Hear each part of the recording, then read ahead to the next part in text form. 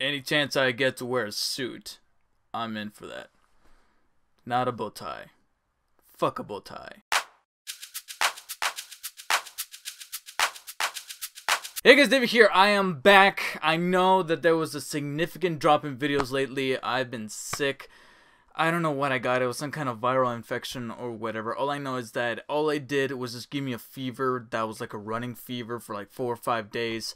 And I just wanted to say fuck everything. And finally it broke. I was still kind of weak. I'm still actually kind of weak, but I am healthy enough and energized enough to fortunately get back into the groove of things, of doing videos, putting up content, doing stuff that, yes, it's a little on the late side, such as this review. Usually goes up the day of the release, so it's going up a little later than expected, but here's to hoping that I can get this up before the weekend is even through. So, here I am with my review of, in my opinion, one of my more anticipated movies of the year, because this is the sequel to the movie that took home the title for my favorite movie of 2015. It is Kingsman: The Secret Circle, and this time we find Eggsy returning back as a Kingsman after all the trouble and the training and the exceptional things that he did in the first movie. This time, however, things kind of take a turn for the worse when home gets hit rather badly, and by home I mean headquarters. He has no help except for the help of Mark Strong's Merlin. He's got nobody to turn to except for the Statesmen, which is basically the United States version of the Kingsmen, and they must band forces together in order to take down somebody who's pondering something really evil for the world. So I want to take one quick second to talk about my man Matthew Vaughn. Matthew Vaughn is the director of this movie. He also directed the first movie. That's the catch, however, is that Matthew Vaughn is actually a little famous for not wanting to do sequels. Now, David, what about X-Men First Class? Yeah, that movie in of itself was a sequel, but he didn't return to do the next one. He departed, and that's when Bryan Singer came in and said, okay, fine, I'll have to continue doing this franchise. And then Apocalypse happened. But he never retreaded the same thing. He never did Kick-Ass 2. He never did another Stardust.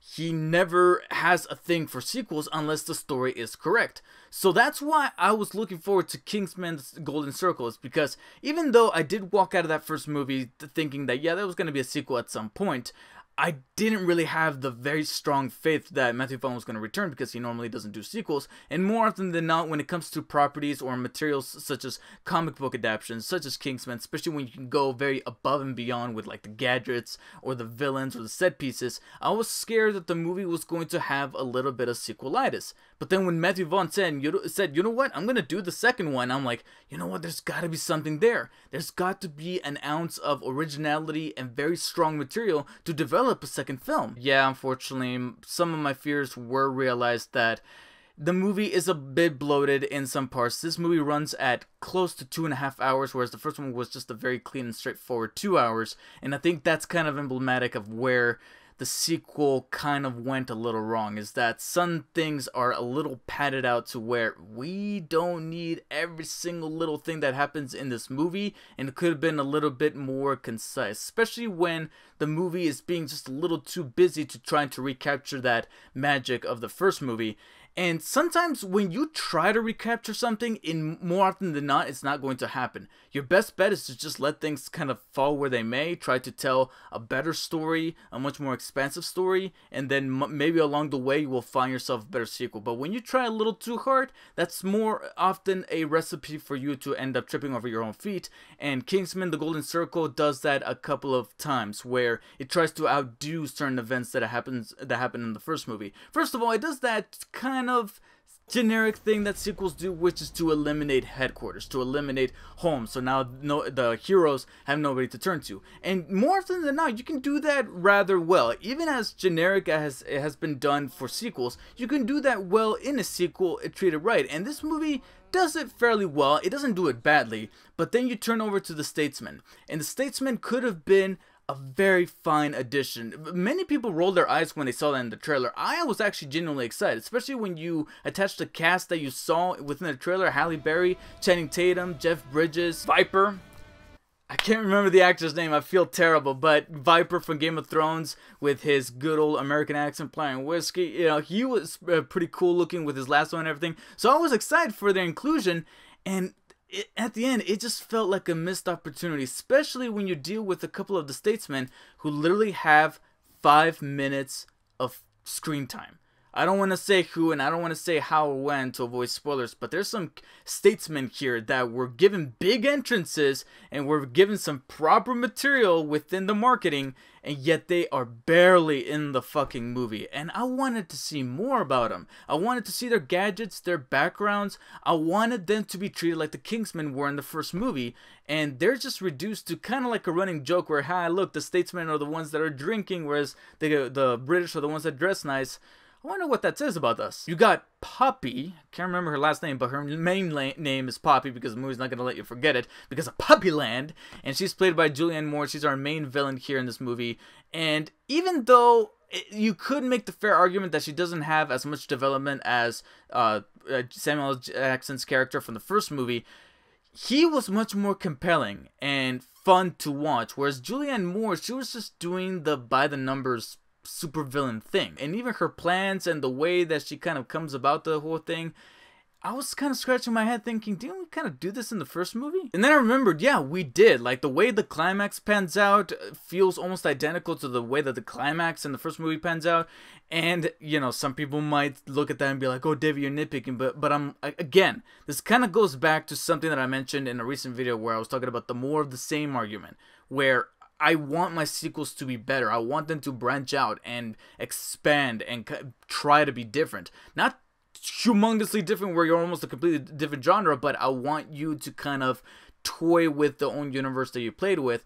And I think Matthew Vaughn kind of had that right idea when he was trying not to do sequels. And now it's like, oh, maybe you shouldn't do sequels, because when you try to make a sequel, which he kind of co-wrote here in this movie along with directing, there's certain moments where he tries to outdo that first movie, to where he even tries killing off a character that is a very lovable character, a very mainstay character, but just like he did in that first movie. They try to do it again in this movie, but it sucked. And when I say it sucked, I don't mean it sucked like, oh my god, that character's dead. I meant sucked as in, like, you could have done something better to get a much better emotional response. Not only that, but it would have felt less transparent, because right now I'm thinking, oh yeah, you're trying to do that thing from the first movie, not, oh my god, that just happened within the story. But you guys know that when I'm criticizing and I'm mentioning all the problems with the movie all in one kind of go, that means that I'm generally going to transfer to what I did enjoy about this movie, because even though it didn't meet the expectations that I was having that were set from that first film, Kingsman: The Golden Circle is still a very enjoyable ride. It was a little bloated, overstayed its welcome a tad bit, but it still had moments that made me remind myself that, hey, this is a franchise and Matthew Vaughn's staple is still on it that makes me feel like I'm having fun. Even if it's not the sequel that I was expecting, it's still a sequel that's better than most, because it still has great charm within the Kingsmen, especially from the good performances that were given by Taron Egerton, Colin Firth, Mark Strong, and various other characters that managed to stay within the movie long enough. Though there is one cameo that we could have done without the screen time that it did, because it was fun at first, and once again, you overstayed your welcome, because that shit was getting annoying. And even though nothing's going to top that awesome church scene from the first movie, there's still some good fun to be had within the action sequences and the blood and gore to accompany with it. Now, personally, I'd say that my favorite action scene was during the beginning when we are riding on a cab going along with Prince's Let's Go Crazy. And if I had to pick one scene that I'm going to be replaying on YouTube later when somebody takes this movie, or at least the digital version of this movie, rips it, torrents it, and puts it up in pieces on YouTube like you guys all know they do, that scene's going to be the one I'm going to be rewatching. I am a bit saddened that I don't have the desire to want to see Kingsman: The Golden Circle again, just like I did with the very first movie, where I just wanted to watch it again and again and again, mainly because of that church sequence. But I still respect the series. I still find something charming and lovable about it. And if there's going to be a third one, I want them to expand. I would love to have Matthew Vaughn return with his very unique style, but I want somebody else to kind of take over the script and to really do something very unique and different and really elevate the stakes in a way that we haven't seen on Kingsman before. You could say that this new writer, along with Matthew Vaughn, could bring everything full golden circle. Still coming down for the infection. I'm so Sorry guys. Anyways, I'm going to be giving Kingsman: The Golden Circle a very, very low 8 out of 10. Really enjoy it, but I think there's going to be some significant improvement from any further entries in the series to avoid the sequelitis that kind of infected this one. So if you guys have seen Kingsman: Kingsman: The Golden Circle, then please let me know in the comments below what you guys thought of the movie. Did you not like it as good as the first one? Or do you think that it was better than the first one?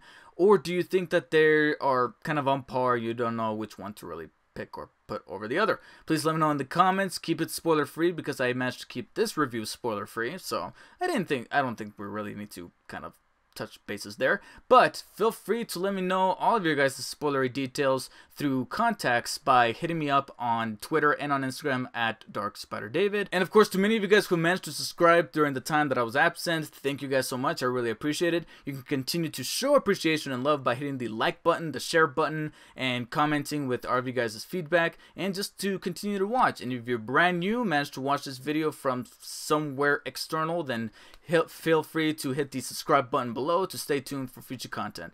Until next time, guys, take care. These actors that are brimming with talent are turned into pieces of wood. The script even tries to give them some witty banter, and yet, because of how monotone they are, it just doesn't work. Tell me about your dream. Emote, you left testicle, emote.